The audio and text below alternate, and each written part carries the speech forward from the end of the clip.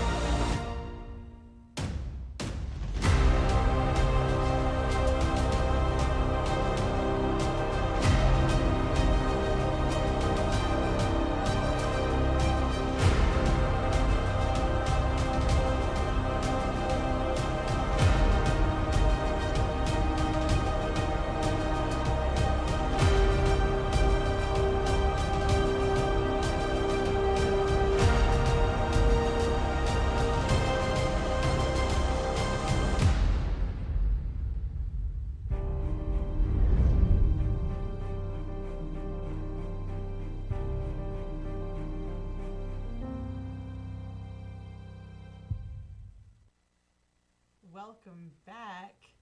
This figure is on sale. Use code QUEEN40 for 40%. No, not 40%, $40. That's a lot of dollars off the collector's edition of this piece. It also has free shipping as well. Happy Spooktacular.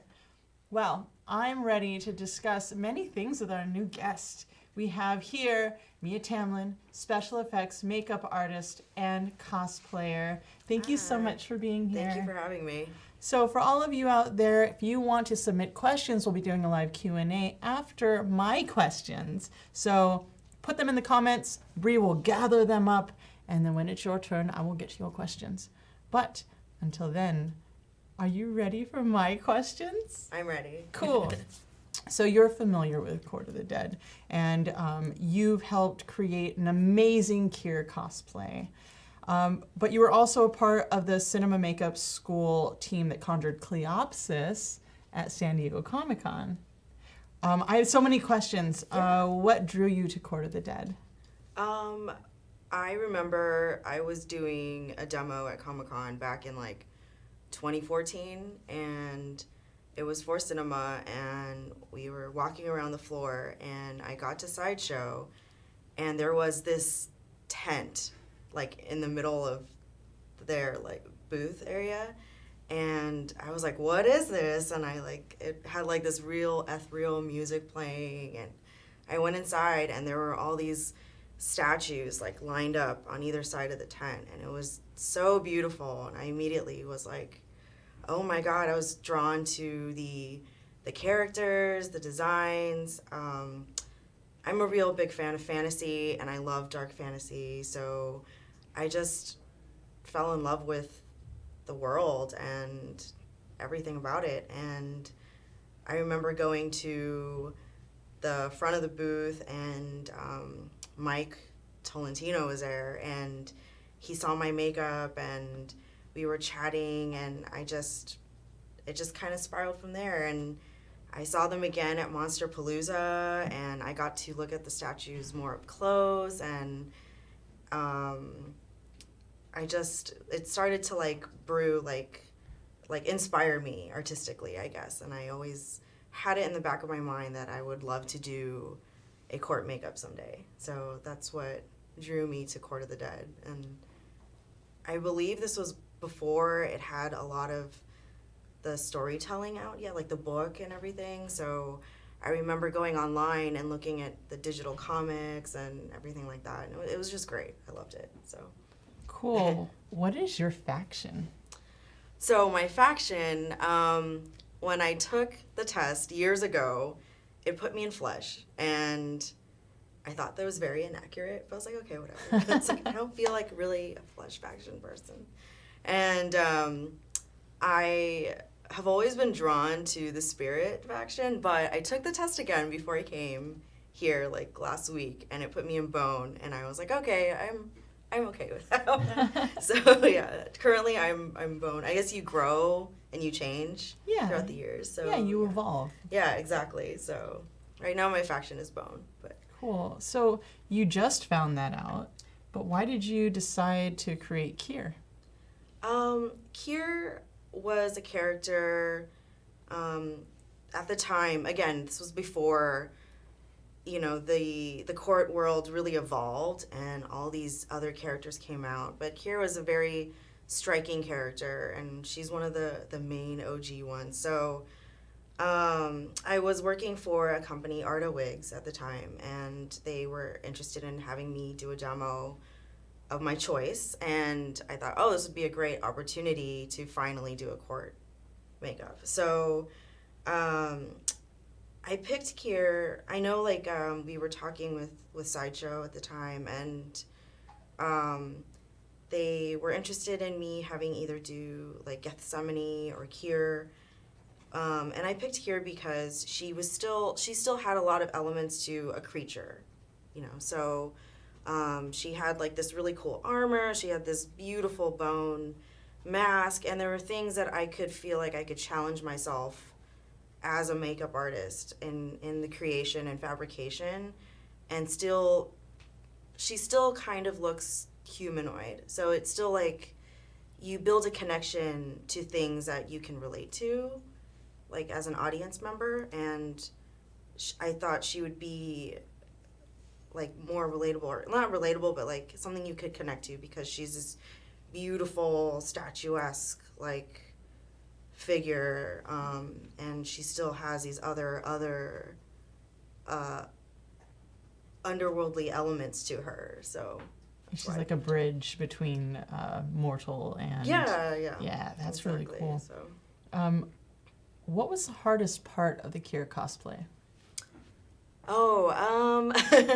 The hardest part about the Kier cosplay, I'd say, was a couple things. So translating, Sideshow always makes these beautiful figures, but translating them into real life, I think. So there were certain elements that they graciously let me kind of be flexible with. So I added shoes, because like if she was going to walk around a convention center, I didn't want her to be barefoot. So we gave her, Tom actually had a really good idea to do like the gladiator type shoes and sandals, and so we kind of did this heel and built off of that. And like the front armor bodice piece, we ended up doing like a corset underneath, and because you know Kier only has it in the front, but like to walk around wearing that, I think would be a little bit difficult in a live audience. And for me, the most difficult thing was getting that mask on her face, because she has the mask in the front, but nothing's holding it on in the back. So I was like, oh, how are we going to make this stick on her face? So we thought of like magnets that we put into the wig, and then a cord, and so I'd say like just getting those elements to translate in real life for me and my team were probably the most difficult things. So you have a team. Can you talk about that a little bit? Yeah, I had my friend Rob Seal. He was a really good friend of mine and very talented makeup artist as well. He came on and he helped me like all the way through from, you know, the live casting to sculpting to fabrication. So I really would not have been able to do it without him. There's a lot of, in the movie industry, a lot of makeups take a team. It's, you know, you're not just by yourself. It's teamwork. So he was there to help me. We got some sponsorships for contacts and the body paints, and Kathy from God Save the Queen, she's a very well-known costumer down in Atlanta. She did the undergarments, and then I believe it was Tim from Sideshow did the skirt and the cape, and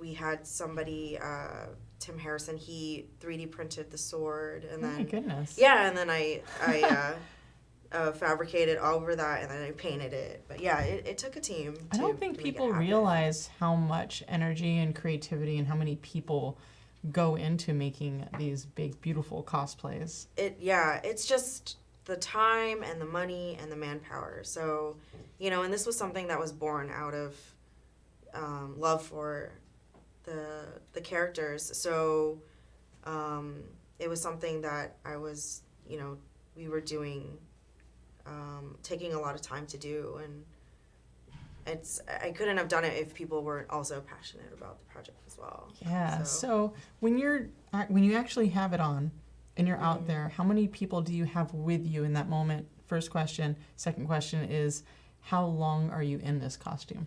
So we did it on a model, and her name was Amy, and she was from Arda as well. She's one of the co-owners of Arda. And I'm sorry, what were you saying when she was in it? How many people were there to like manage her and to care for her and handle her? Just as handlers, it was just me and Rob. Okay.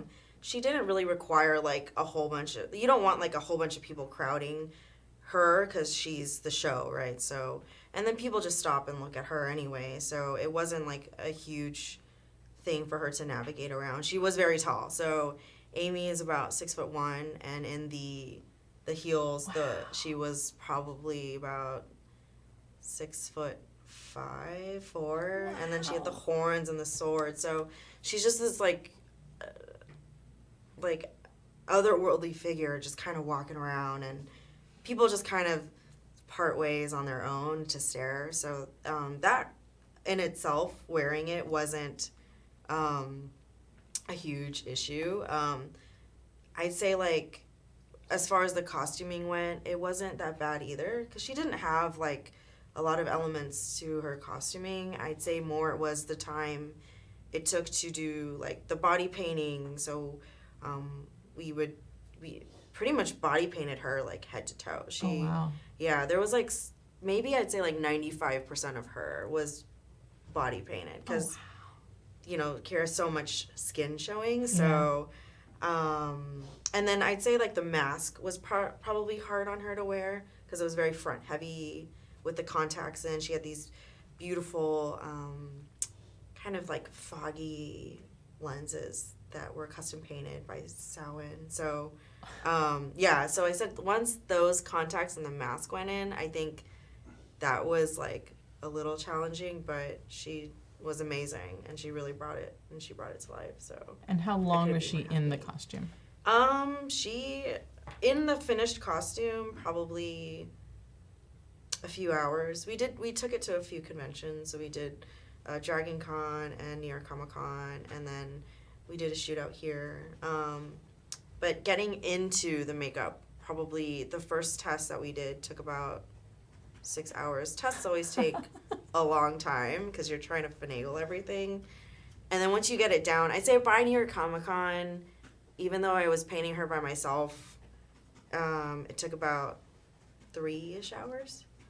Which people don't know about this. Like, that is amazing. Thank you for giving us some insight which is average. on that. I think about 3 hours is about the average time it takes to do prosthetic work or anything that people put on. And there is a team of people like applying it together. So cool. So what Court of the Dead cosplay are you gonna do next?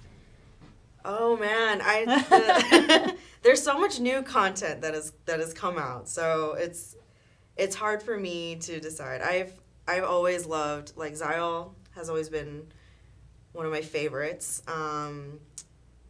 But I was at Comic-Con this year, and I was walking around the booth, and I saw the Alien Astis statue, and she looked really beautiful. So I was like, oh. So I was thinking about the one with the floating head. Yeah, she has the floating head and the Victorian like ruffle, and she had the cool like skin and the arms. You like the challenge, don't you? A little bit, yeah. So I was like, oh, she would be really cool to do too. So it's hard to decide. I have so many characters. I love Poxel, but he's also like full-on creature. So yeah, I mean that. Do you think it would take more? A bigger team to work on that one? Oh, for sure. Like, and just like his anatomy, the structure of his legs and stuff, that would be definitely a challenge to figure out, I'd say. But he's got really cool texture and just the spine, and there's just so many elements of Poxel that I like. So I think that's one of them that I want to see personally, just because it's so a challenge. Such a dream. Oh my goodness! Do you guys know what that sound is? I sure do. That is a reward code giveaway time. Okay, so on the screen. Let's see. The code is CKOJY4CFY because it's spooktacular. The code is only good from 11:20 a.m. to 11:30 a.m. It's only 10 minutes today, Friday, 10:25. So head to your account page or spooktacular.com to enter this code. Ready, set, go. And now back to you. I do have many more questions. This is really beautiful and amazing. It sounds like you're like creating living dolls. Living statues that move. And, luckily, it's spooktacular, so it's not as creepy, or it's very appropriate. What are you working on professionally right now? Right now, I am in special effects labs, so bouncing around and doing work with them, production work. And then I'm also trying to get my days to get into the makeup union, so freelancing and going on set as well. That's many hours. Yeah. Yeah, that's a lot awesome. of hours. Yeah. And by the time you get them, then you're like a master, right? Yeah, one would hope. Yes. Yeah. So, how did you get into special effects makeup? Oh,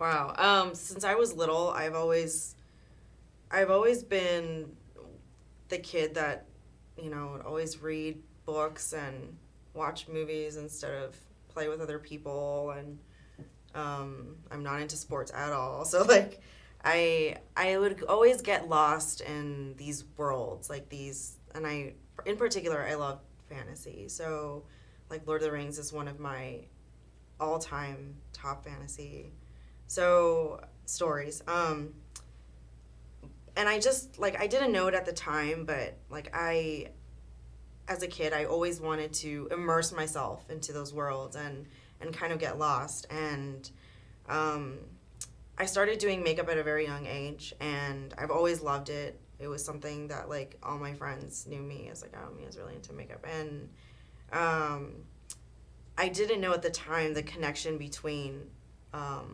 these creatures and things that you could make, and people actually made those things. So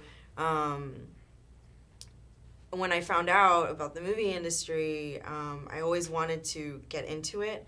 But for me, it was something that, I grew up in a very strict and conservative household. So I did the thing. I went to college. I tried to, get into a real job situation, and it just really wasn't for me. And I always did makeup on the side, and was creating on the side. And finally, I just decided to just go for it. I wasn't happy with where I was, and I just went all into makeup, and I met some really great people in the industry, and I went to school, and it's kind of just snowballing from there, and I haven't really stopped. So I just got to keep going. So, but yeah, that's how I got into makeup effects. The moral of the story is follow your dreams. It is, follow your dreams.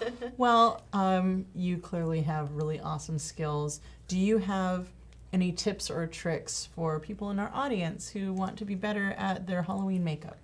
For Halloween, for me, Halloween is just have fun. Like, it's not that serious. I know I guess for me, because I do makeup and I do cosplay, so it's like, for me, Halloween is a time for me to just have fun, go out. Your makeup doesn't have to look perfect. It's about, like, what you're feeling, and if you want to be this funny character, this cool character, like, just go ahead and do it. There's no really boundaries. And as far as makeup goes, like, for me, like, maybe practice a day ahead of time just to kind of get a feel for what you're doing, so you have your look done. But I don't know. I don't like to take Halloween too seriously. It's my favorite holiday, and I just like to have fun with it. So I actually do have a question along this line, and this is for me, and hopefully it'll help people out there. How do I get my makeup not to fall off my face at the end of my Halloween party? Oh, man. Well, what are you doing at the Halloween party? Dancing, lots of dancing. Okay. No drinking? No, probably a lot of sweating. Sweating? From dancing, though, yeah. I really like the sealing sprays. So, like, there's Final Seal, or any kind of makeup setting spray is really good. But I think inevitably, if you're sweating a lot, and if some people are drinking, or, whatever, it's going to come off. Yeah. Just buy in, deal with it. Yeah, but make definitely it a part try of a your spray, costume. and then, like, it'll help definitely throughout the night, for sure. Thank you. Yeah. Hopefully that helps you guys out there with your makeup for the parties that you're going to. I'm not going to keep hogging all the questions. We're going to open it up to all the questions that I have here. Thank you, Bree, for organizing these. And thank you all for giving us your questions. Are you ready for outside questions? I'm ready. Okay. Do you have plans to make up yourself for Halloween? Yes. I'm trying to decide. I always do, like, some kind of vampire, but I'm going to this really fun, like, drag Halloween ball. So, yeah. So I was thinking maybe some kind of vampire. I have the fangs. I had these fangs that I've had, and they're fun to wear. So Fun. Nothing too glamorous, but yeah, something classic. That it would be a really good party to kind of go over the top, like bigger eyelashes, bigger wigs, and yeah, for sure, for sure. What has been your most challenging makeup?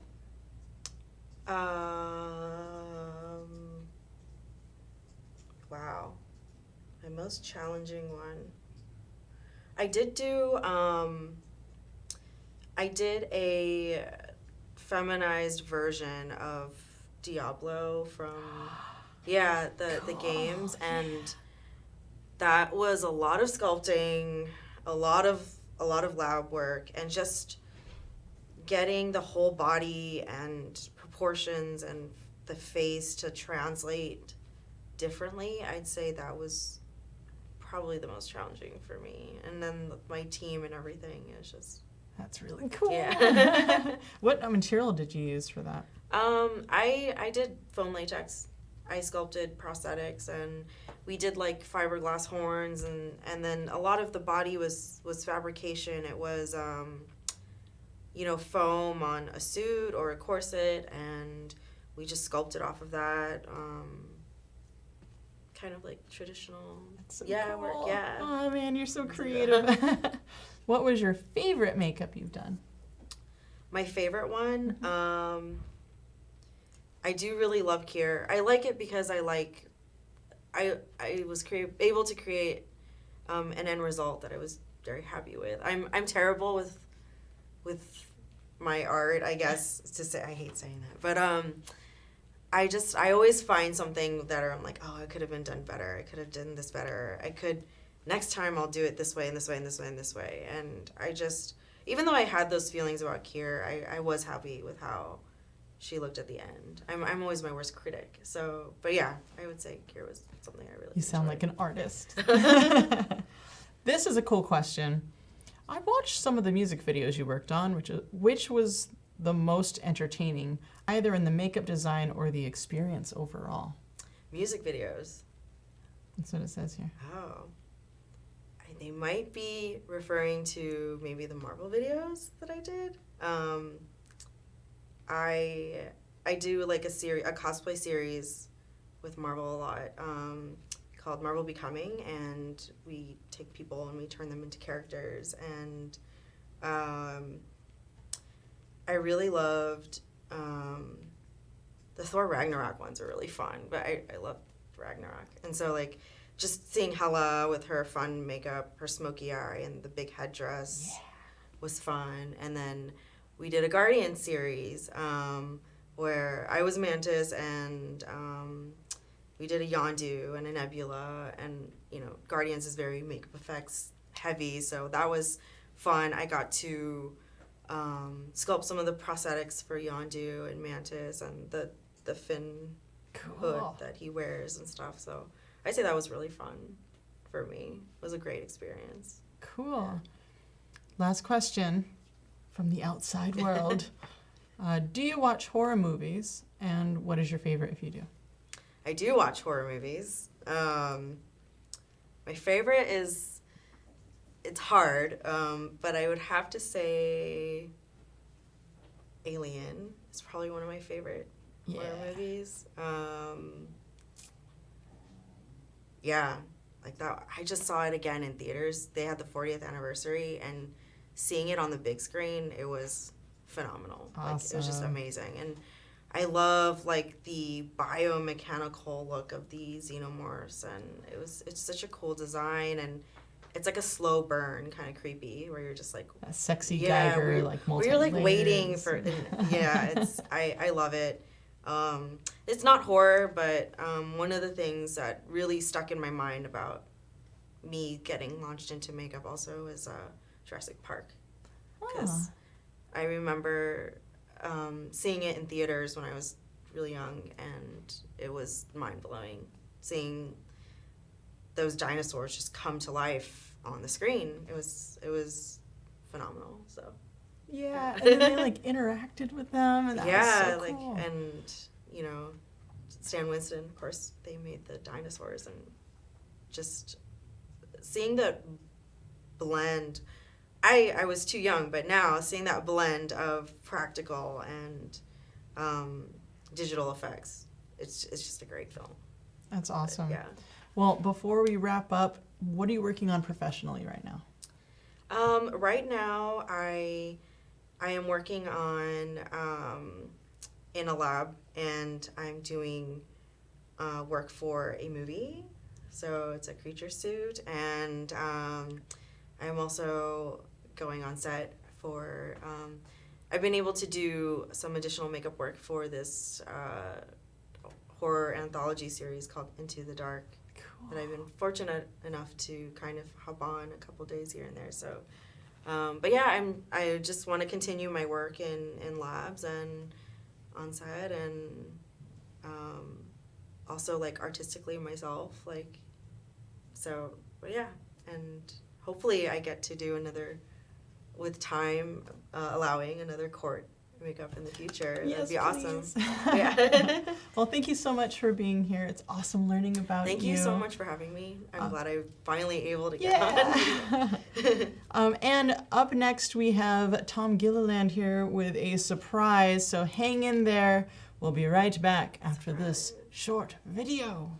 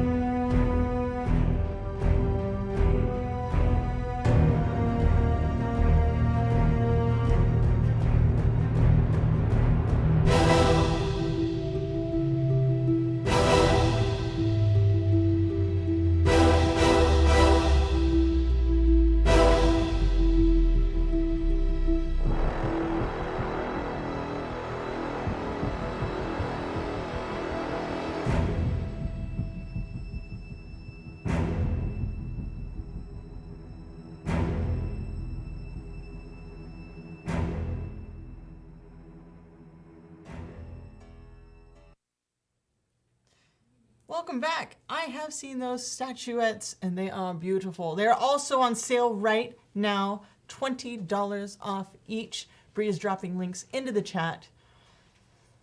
And yeah, so I've got a guest here with me. Tom Gilliland, creator of Court of the Dead. Tom, what are you doing? Well, I'm just here. I'm the guest for this black void of cardboard. Can you tell us more I'm the about handler. the That's black all I'm doing. So you have a bit of... Don't pay me any attention. It's completely unimportant. You have This is the high level of, effects quality that we It's bring called into this practical. podcast. It's right, very practical. So, And it's very special because this is Spooktacular Day 2. yeah. And you know what? Yeah. People like surprises. I love surprises. I had a feeling you would. So I thought, let's do this here. The torturous part of this whole situation is I still can't see it completely. I know, that's kind of the fun for me. So. Okay, give us some trick or treat. What you got? We showcased something early in the year from a partner that did an amazing job, and they've come back for an encore. And so today, I'm delighted to get rid of this cardboard nonsense and show you what's behind this. So, the next in the series of 1/6 scale Court of the Dead pieces from our partners at Feishen, well known at this point for the tremendous Kier piece they did, is a Gethsemane. Yes. Oh, yeah. Oh, thank you so much. Way more impressive than black cardboard, I'm hoping. So. Yes. For those of you in the audience, we're also doing a live Q&A, so please submit your questions. We will wrangle them, and then we will put them in here after my questions. I have more questions. I'm the most curious of all 3. cats. Times 2. Okay. Okay. Go the distance. Yeah. 15 So, rounds. Hit it. Let's take a closer look at our lovely queen here. Oh, good shot. Yeah. So, so what this is kind of a test-proof prototype. So it's fully posable. However, right now the base to figure connection is still a prototype. So there is nothing holding this up other than the figure's amazing articulation underside. I'm not too worried, but should she take a header, so I don't want to grab it too many times right now. Okay. Because a lot of what you may see is still sort of resin and casting and whatnot, so it may chip or break. Whereas in the real piece, all of it will be in PVC or ABS plastic. So, which gives us the detail that you see here and what you saw on the Kier piece as well. So, it's built on the same, tremendous skinned underbody, armature that they have in their figures. The underside, and I think as a testament to this right now, it's completely standing up on its own. She's actually kind of precariously perched on this base, so I'm kind of surprised. I flail a lot, and this is, I was told no elbows, so you're gonna have to throw less spells, Anyway. I'm amazed at the details on her face. Like, she looks like she's about to breathe. I'm really pleased with Feishen's work. They, again, I was super stoked when they did Kier. Gethsemane here has followed in the same suit. They've got a fantastic sense of portraiture and whatnot. Their finish work is tremendous. The attention to detail, the attention to details from established lore, and in this case, the original Court of the Dead statue, is like down to the last detail, including her 2 pygmy ghoul little partners here or whatnot. I love those guys. Look at them; they're gross. They're well, so she generally gross. has, there's a whole little clutch of them to kind of run around her or whatnot and keep her amused or whatnot while she's getting through the long day's underworld business. Yeah. But so this captures that first piece's original sort of the sort of rituals of flesh or whatnot. So when she's got to do the kind of dirtier work of making new mortals, or mourners rather. Yeah. It's a slip I should be making. This is generally how she appears.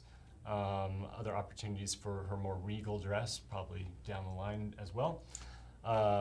But so this is kind of literally hot off the press for this presentation. So wow, can we talk about all of this down here? This where she's standing on, because maybe we can even. Okay, ready? Yeah. Everybody wants to see a disaster, I'm guessing, right? Oh, I hope he does. Anyway. So what's nice about also the way Feishan does this is they've brought in a lot of environmental effects into what we're doing with the pieces too. So Kier has a similar base. This Gethsemane one also a sort of representation of the kind of weird slabbed architecture that you see all over the underworld. The piece actually does have a little lower blue paint kick. I can kind of see it from this side, but when you have yours, you'll see that that's kind of there to kind of bottom light the illumination effect in the whole piece. Can I actually pick this up? Yeah, this Because go nuts. what is really cool is the texture all over, just the details all the way through. Like all the way back into here, the skulls, like every angle is Plus gorgeous. The faction of flesh that she represents, well represented on her base. So, you know, the colors are flying. Yeah, this is absolutely gorgeous. Very exciting. Very Well, plus even intimate. these will be great, and these will have better poise points, you know, when we get this set up. And I mean, they mimic what was in the PF so incredibly well. Wait a minute, there's no like. Not right now, no. So you had her standing on that yeah, without. she's completely standing. So I mean, let's see if I can pull this off again. This is how, you know, really just awesome their underbody is. It's got so much. I say that, and I'm gonna flub it all up here. Let's see. I'm just trying to see why do I not have that. I feel like it needs. Yeah, it's like. Well, there was a sweet spot. You Anticipation. saw it, so Yeah. I can't exactly see what I'm doing without my old man glasses on. So, well, needless to say, I know I should compare back up, but I don't know if you guys are as emotionally wrecked from that. yeah, Just I mean, trying to I get can her get to her there, stand. so she stands Wow. just fine. What's it like working with this company to build something this beautiful? It's terrific, and it's quite neat. I mean, their process is a little bit different than ours. I mean, we have to do a lot of sort of kind of guerrilla prototyping to a degree because we don't have any sort of plastic, manufacturing capability here. So they're able to kind of blend that with their own assets in their own factory that they control. So they have a lot of control. They have a lot of respect and a lot of regard for what they're trying to replicate. And I think they did just as wonderful a job here as they did with Kier. Yeah. I mean, I think that, the makeup effects in the face are really soft and subtle. Not harsh. They've got a nice blend or whatnot. So there's a little bit of naturalism without losing the kind of fantasticness of the way this goes. Yeah, she's very elegant, like in that like surreal underworld kind of way. Well, and I can get her to move around. You'll see that she's got the pair of sort of half moon earrings that hang at her head. They're resin right now, so if I tip the head too far, I might clip one. But on the one that collectors will be getting, that'll be a soft material, so you'll be able to turn it or whatnot. So you can get a much bolder range of dynamic kind of poses and such. The sort of sarong that she has will have a wire that runs through it. So I can get that to clip right now, but her hands are still resin, whereas in the final they'll be PVC, so you can open the hand and grip the sarong, so you can have it a little more, you can get a little more swagger in her pose that way. Are there other hands? Like, what else comes with this? Yeah, I believe there are, let's see, I had it, just you're off camera there, you can tell me. Take a look. I think there's 2 sets of hands, and I think there's 2 sets of feet. So there's one that has an arch to the foot as well. Nice. So if you kind of want to have her with the toe out or whatnot, or if she's seated and you want a leg crossed and you want the foot to not just be sticking out straight, you get a few options. So they really do give a nice sense of opportunity. She also has her dagger sliss, which is a big part of her ceremonial rituals. So they really didn't leave anything out.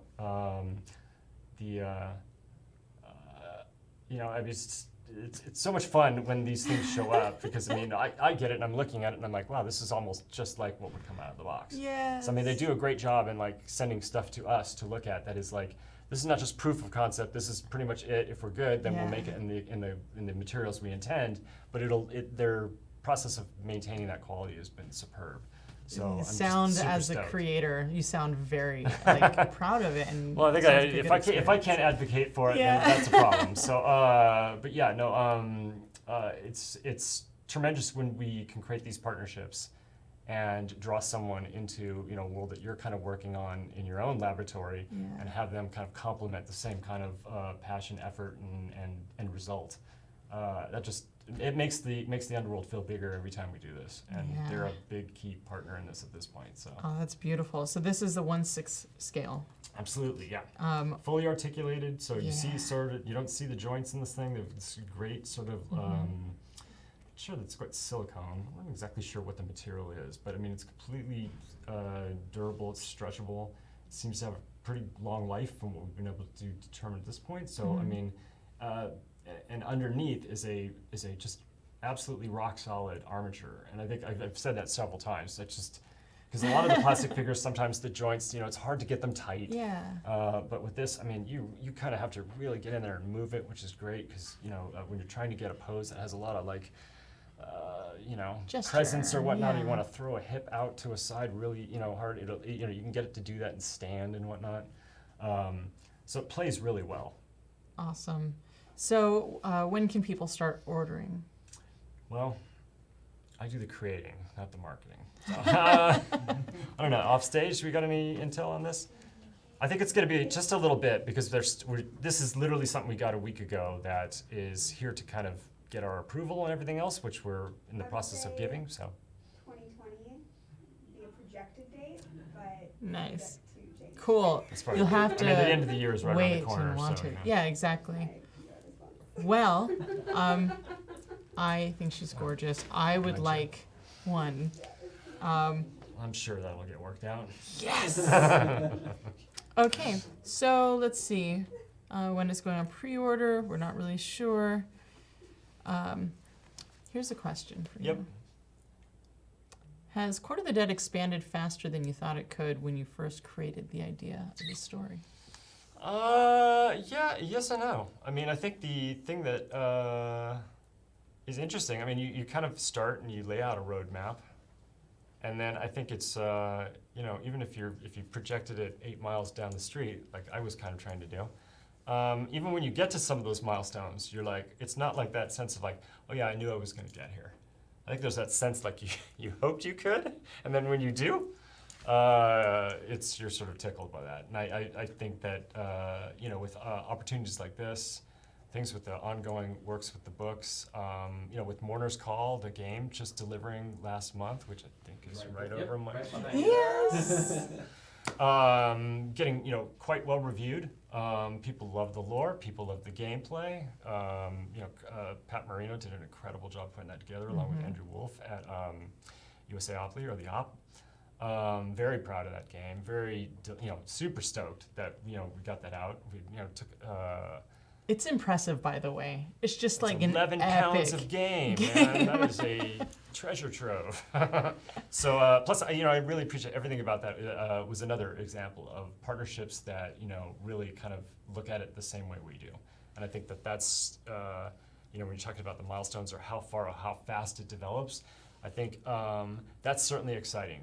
But I think it's when it's the quality of the developments that come along that, to me, make a greater difference. And I know that, I'm like everyone else. I had that same voracious appetite for the things I'm totally into. I want it now. But you know what? Sometimes waiting just a little bit longer to get it. And again, I think Mourner's Call, good example. There's a little bit of extra weight there. But I do believe everyone who got their game is pretty darn satisfied. A little anticipation's healthy for this all. Yeah, we get so much instant gratification. I think the new vogue is having to wait. Yeah, exactly. So how close is this to the finished final?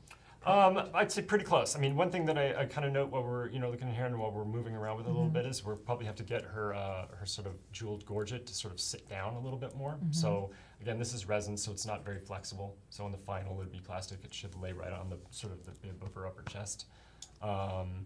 I think there'll probably be a little bit more work done on the sarong. I'd like to put a little magnet clutch in, so if you just put it around her waist, you could tap it, let it go, so she doesn't always have to kind of hold it. It worked. That was a little bit of a trick, and this is something that between scales sometimes gives you a little bit of a challenge. The premium format was, 6 inches taller. Yeah. So this sarong and whatnot was a lot easier to kind of manipulate in that. So as you start coming down in scale, everything, the wires and everything are all bigger. So a little harder to get in there. But I mean, again, I think if this hand were in PVC, I could get her to grip that and get that to sort of have the right attitude. But all said and done, this is pretty representational of what we're going to see. So there's all kinds of little tweaks or whatnot, but I don't know that listing them out is that critical or noticeable. Maybe that's what I'm getting at. Cool. Well, it's a real pain not to want to touch it, but I will be very respectful Okay, and tell you not. what, come on. Okay, thank you. Oh yeah, I don't know what that is, but that's so nice. Oh, that's so cool. Sorry, one moment, please, as I just get real excited. Look around too. I mean, you can see Yeah. they've done. Oh yeah, and look at the tattooing in the back. Deco on the back. Yes. Oh. They've got all the things that hang from her, from the crown. She is all woman. Thank you so much for making a character that just exudes this this mystery and the darkness, but also the the sexiness. I think it is very much something that is good for people to embrace. Well, I think that's it's a part of the puzzle that we all make up, right? Yeah. So you start throwing pieces out, I don't know that you're being as genuine at that point. So, Yeah. And that's for her to determine what she wants to look like. So Yeah. I let her guide me. So. Well, this has been an amazing show. Thank you You for bet. sharing her with us. Ta-da! I can't believe she stands up like that. I feel like the moral of today's story is it takes a very creative village to make things like this, like the cosplays, makeup. Absolutely. And I don't think that a lot of people understand that it is actual teamwork that makes it all together. Yep, I think that sort of the orchestra of talents is something I'm always thankful for. Whether it's Yeah. illustrators, sculptors, painters, other designers, other folks working the storycraft or whatnot. I think that to the point of how far has it gone or how fast? I think again, very much attributed to what kind of team can you assemble around yourself to go on this adventure. Yeah. So Gather your party. I think you know that story. Exactly. So thank you for joining us today, dear mourners. Thank you, Mia Tamlyn, and Tom Gilliland. And Gethsemane, you look fantastic. We hope that our show inspired you. Leave us, talk with us in our comments. Tell us about your Halloween costume and let us know about your ideas, tips, and tricks on how to make your costumes better. If Mia's suggestion of keeping that spray available to keep your makeup on during your parties works out. And let us know what 1/6 scale underworlds you are building for your Akira and Gethsemane figures. And final words from your Arcaneist. Rise, conquer, trick or treat.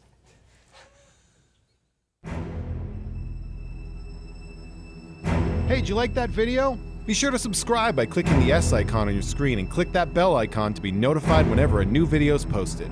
If you'd like more info on the items featured in this video, click the link provided under Product Info. Thanks for watching, and don't forget to let your geek side show.